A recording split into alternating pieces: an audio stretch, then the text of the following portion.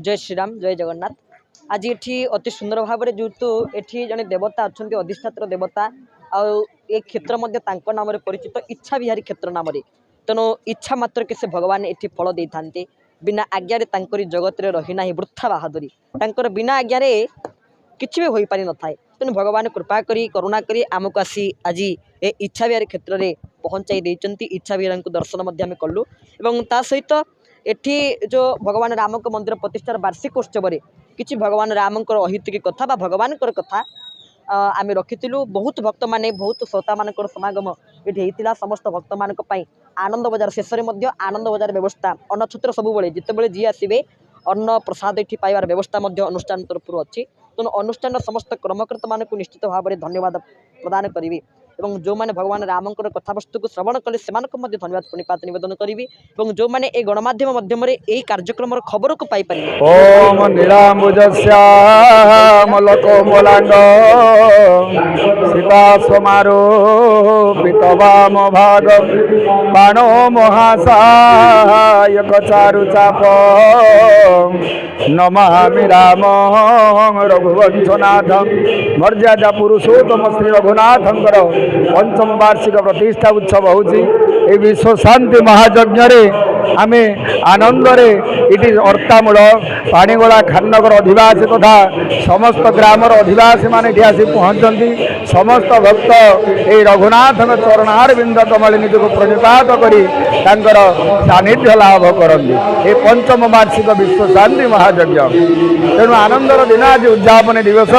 तेणे उद्यापन दिवस समस्त भक्त आनंद आनंद बजार प्रसाद खाई घर को जाते। मु रवींद्र कुमार बल अर्तामूल एति कहवाक चाहूँगी जे गत 6 वर्ष धरी विश्व शांति महायज्ञ अर्तामूल खाननगर आ पाणीगोला ग्रामवासी नेतृत्व में पालन कर आसुचु।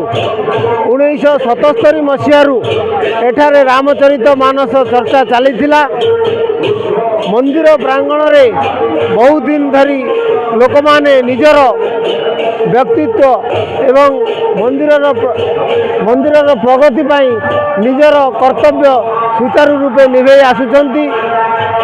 गत 5 वर्ष तले ठाकुरंकर श्री श्री रघुनाथ जीउंकर मंदिर तैयारी हला से दिन ठारू आज पर्यंत विश्व शांति महायज्ञ 3 दिन धरी प्रत्येक वर्ष पालन करा जाउछि।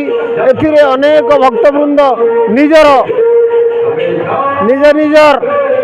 दुख ठाकुरंक पाखरे प्रकाश करने सत्वे संगे संगे निजे उपकृत होउचंती एवं निजर उपलब्धि अनुसार आसी ठाकुरंक पाद तले प्रतिवर्ष यज्ञ रे सामिल होई मोहन कल्पतर सतपति आमर अर्तामूल ये यज्ञ अनुष्ठान दीर्घ 1947 मसीह 1966 मसीह चलुच्छी एवं यज्ञ ये 5 वर्ष है चली।